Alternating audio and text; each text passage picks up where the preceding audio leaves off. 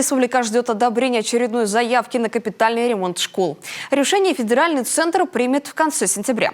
Речь идет о 29 проектах, реализовать которые предполагается в 2024 и 2025 годах. Напомним, в этом году на модернизацию школ в рамках федерального проекта предусмотрено 307 миллионов рублей. Средства направили на ремонт 7 объектов в Усть-Кулумском, Ижемском, Каткировском, Сыктывдинском и Усть-Цилимском районах, а также гимназии имени Пушкина в Сыктывкаре.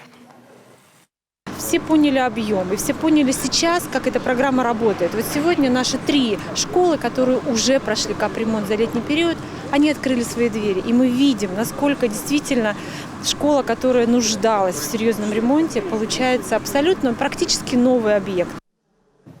Федеральная программа, которая первоначально была направлена на капитальный ремонт школ, сегодня расширила свои границы. Москва готова помогать регионам преображать школы.